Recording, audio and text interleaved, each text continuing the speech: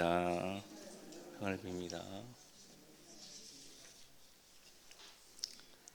사람은 늘 가던 길을 선호합니다. 왜 사람은 가던 길을 선호할까요? 단순한 이야기지만 당연히 익숙하기 때문에 그렇습니다. 낯설지 않기 때문에 그렇다는 것이죠. 길을 가도 가던 길을 가고 운전을 하고 가더라도 가던 길을 선호하는 것이 바로 사람입니다. 왜냐하면 사람은 생각보다 에너지를 많이 쓰고 싶지 않아요. 이 길이 낯선 길이다라고 생각이 들어가면 사람이 가지고 있는 에너지를 많이 써야 됩니다. 생각을 많이 해야 되기 때문에 가던 길을 선호한다라는 것이죠. 한 번, 두 번 가다 보면 몸에 익숙해지고 습관이 되는 것이 바로 사람입니다. 여러분들도 아마 이런 경험 해보셨을 것입니다. 교회 엘리베이터를 탔는데 원래는 1층을 가야 돼요. 그런데 매번 3층을 가다 보니까 나도 모르게 3층을 그냥 눌렀던 때가 있으실 겁니다. 더 빠른 길이 있는데 가던 길을 가는 거 경로 의존성 그렇게 부릅니다. 경로 의존성만 있을까요? 자리 의존성도 있다라는 것입니다. 자신이 예배드리는 좌석이 또 따로 있다라는 것이죠. 새벽 기도 자리도 마찬가지입니다. 대부분 여러분들도 앉아서 드리는 좌석에 예배를 드리게 된다라는 것이죠. 현장에서 새벽 기도를 드리는 여러분들에게 자리 바꾸기 아이스 브레이킹을 한다라고 한다면 어떠실까요? 아마도 싫어하실 것 같습니다. 물론 좋은 습관은 유지하고 지키는 것이 당연한 이야기입니다. 그러나 좋지 못한 습관들이 있다라고 한다면 그것을 버리고 하나님의 말씀으로 내 자신을 새롭게 하여서 변화되는 것이 바로 기독교적 신앙생활의 모범이 아니겠습니까? 그것이 사회이든지 가정에서든지 직장생활이든지 신앙생활이든지 말입니다. 오늘 말씀은 변화된 자의 삶이라는 제목으로 하나님의 말씀 두 가지 나누고 말씀을 마칠까 합니다. 변화된 자의 삶 첫 번째는 세상적인 것들과 선을 긋는다라는 것이죠. 28절 말씀 다시 한번 제가 읽어드리도록 하겠습니다. 그 남은 백성과 제사장들과 레위 사람들과 문지기들과 노래하는 자들과 느디님 사람들과 및 이방 사람과 절교하고 하나님의 율법을 준행하는 모든 자와 그들의 아내와 그들의 자녀들 곧 지식과 총명이 있는 자들은 방금 읽은 말씀을 요약해 드리자면 이스라엘 백성들 이방 사람들과 절교했고 또 그들과 통혼하지 않았다는 겁니다. 왜 그렇습니까? 9장의 내용을 잠시 여러분들에게 들려드리자면 이스라엘 백성들 회개 운동이 일어나게 되었습니다. 자신들의 상황을 봤더니 자신들의 조상과 자신들이 하나님의 말씀을 지키지 않아서 지금 이 지경까지 되게 되었다는 겁니다. 그래서 이스라엘 백성들 다시금 하나님의 말씀을 통하여서 회개했고 다시금 이스라엘의 재건을 위해서 부흥을 위해서 기도한 내용이 9장의 내용입니다. 그 말씀을 근거로 이방 사람들과 절교하고 통혼하지 않겠다라고 다짐했던 내용이 우리가 읽은 10장의 말씀이었다는 것이죠. 이방 사람들과 절교했다는 것은 소극적인 행동이고 그들과 통혼하지 않겠다라고 다짐했던 것은 적극적인 행위로 보여집니다. 이방인과 결혼해서 낭패를 본 사람이 대표적으로 솔로몬이라는 사람이 있지요. 솔로몬 처음 하나님께 1,000번제를 드릴 때 얼마나 믿음이 있는 사람이었습니까? 자신은 어린아이라 송사를 할 수가 없다. 그러니까 판결을 할 수가 없다. 지혜가 없다.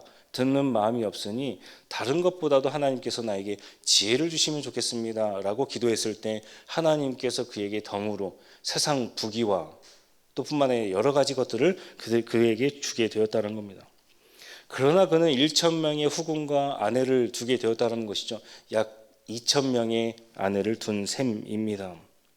그 이방 여인들이 결혼을 하고 이스라엘 땅으로 들어오면서 그냥 온 것이 아니라 자신들이 했던 문화, 즉 습관을 들여오게 되었고 또 우상 숭배의 문화를 들여오게 되었다는 사실입니다. 솔로몬은 마침내 그 여인들을 사랑하여서 그들에게 산당까지 지어주게 되었다는 것입니다. 솔로몬이 많은 후궁을 들였던 것은 그가 정력이 좋아서가 아니라 그 당시에 정략 결혼이 중요했기 때문에 그렇습니다. 정략 결혼은 내 딸을 줄 테니까 우리나라와 전쟁하지 말자 그런 의미가 담겨져 있다는 것입니다. 그 당시에 국가적 안정을 취하려면 정략 결혼이 필수적이었습니다. 일반적이었습니다. 일반적이었다는 것은 백성들 누구나 다 당연히 왕이라면 그래야지라는 생각을 가지고 있었다는 겁니다. 누구 하나도 비난하거나 비판하지 않았다는 겁니다. 그런데 우리가 성경을 읽어보면 유독 성경만 그것이 죄다라고 이야기하고 있다는 사실입니다. 왜 그것이 죄일까요? 열왕기상 11장 2절 말씀입니다. 제가 읽어드릴 테니 귀로 한번 들으시기 바랍니다. 여호와께서 일찍이 이 여러 백성에 대하여 이스라엘 자손에게 말씀하시기를 너희는 그들과 서로 통혼하지 말며 그들도 너희와 서로 통혼하게 하지 말라. 그들이 반드시 너희의 마음을 돌려 그들의 신들을 따르게 하리라 하셨으나 솔로몬이 그들을 사랑하였더라. 먼저는 주님의 말씀이 있었다라는 것입니다. 솔로몬은 그것을 따르지 않았다는 것이죠. 즉 말씀을 어긴 죄입니다. 이스라엘 백성들이 이방인들과 절교하고 그들과 통혼하지 않았던 이유의 근거는 바로 하나님의 말씀이 있었기 때문에 그렇다라는 사실입니다. 하나님의 말씀이 중요합니다. 이스라엘 백성들 광야 40년 동안 배운 것이 무엇입니까? 단순합니다. 딱 하나예요. 내가 먹고 입고 사는 문제보다 하나님의 말씀이 있으면 그것이 다 필요성으로 채워지게 된다는 겁니다. 그거 한 가지 알았습니다. 그거 한 가지 깨닫는데 40년이 걸렸습니다. 내 습관과 노예성을 버리기 위한 그 세월이 무려 40년이었다는 것입니다. 한 세대가 갔습니다. 그것을 깨닫기 위해서요. 그런데 가나안 땅에 들어가서는 어떻게 됩니까? 자신들이 농사를 지어야 돼요. 삶의 방식이 달라집니다. 물론 광야 40년 동안 하나님의 말씀이 중요했지만 가나안 땅에 살 때는 더더더 하나님의 말씀이 굉장히 중요하다라는 사실입니다. 가나안 땅은 이방 문화이고 우상 숭배 문화입니다. 내가 농사를 지어서 많은 수확물을 거두어 드리게 된다라고 한다면 우상 숭배가 필연적으로 따라야 됩니다. 그런데 그것들을 버리고 하나님의 말씀으로 살아가야 되니 얼마나 그 말씀을 매일같이 자신을 채웠겠습니까? 하나님의 말씀이 그만큼 중요하다라는 사실입니다.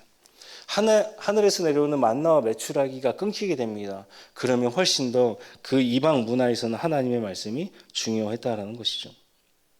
하나님의 말씀이 바로 서 있어야 우리가 만약 광야 생활이 아니라 가나안 땅에 사는 생활이라고 한다라고 한다면 이 다원화된 종교 속에서 우리 자신을 지킬 수가 있다는 사실입니다. 주님의 말씀이 중요합니다.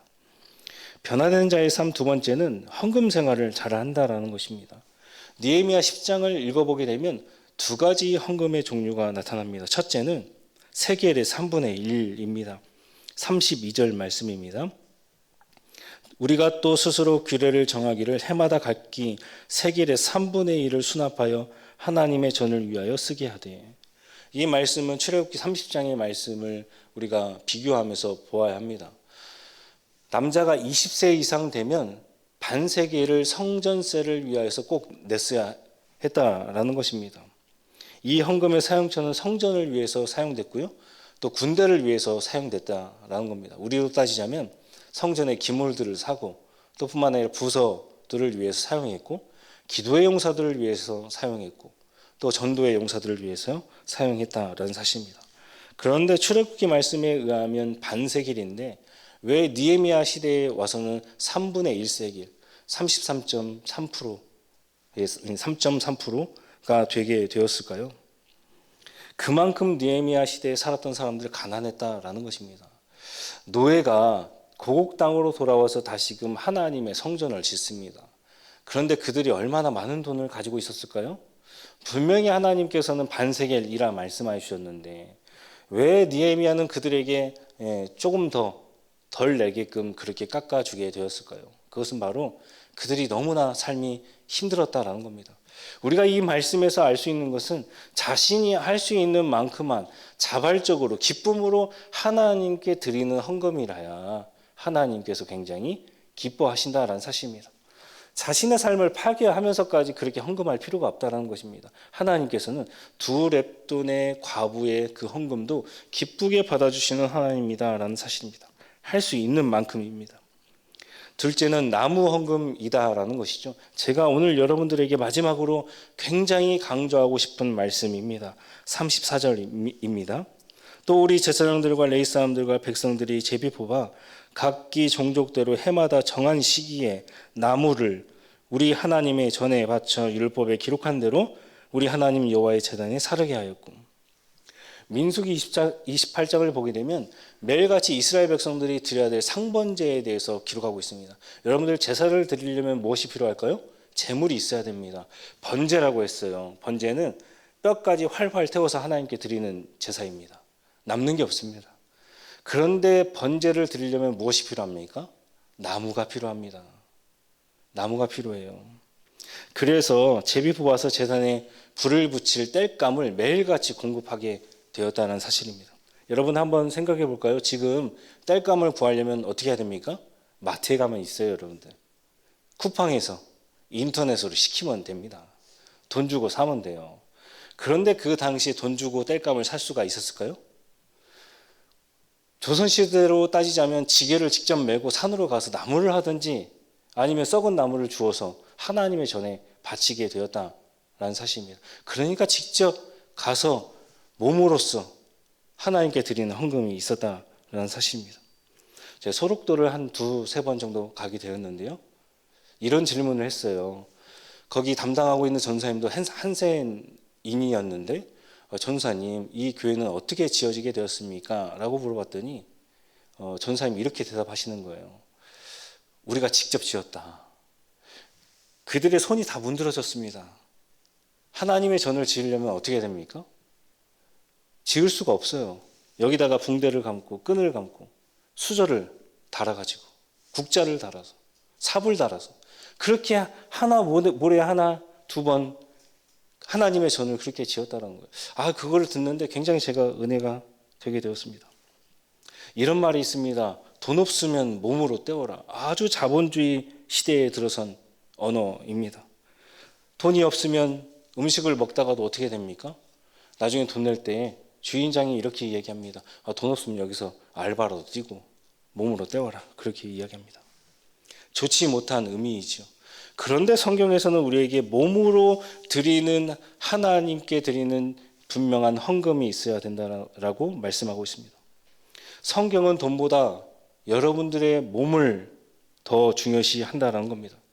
천하보다 귀한 한 생명. 하나님의 관점에서 봐서는 천하에 있는 물질보다 여러분들이 드리고 있는 이 한 생명의 영혼이 하나님 보시기에는 훨씬 더 중요하다라고 성경은 그렇게 강조하여서 말씀하고 있다는 사실입니다.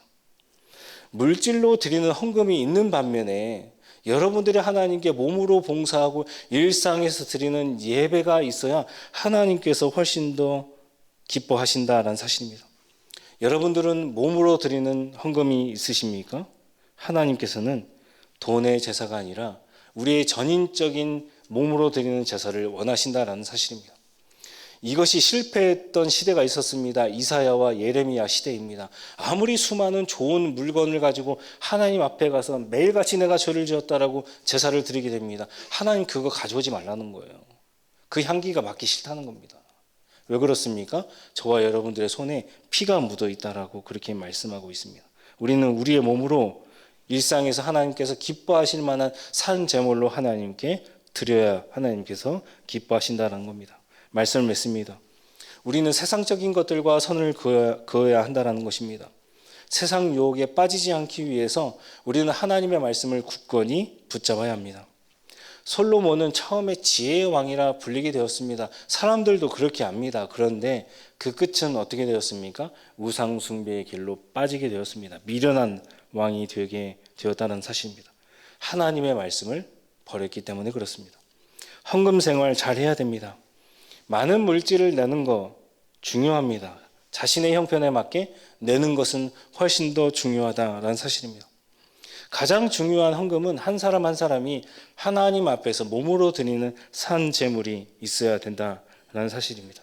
제물보다도 하나님께서는 우리가 스스로 봉사해서 드리는 그 헌물을 훨씬 더 기쁘게 받아주신다는 사실입니다.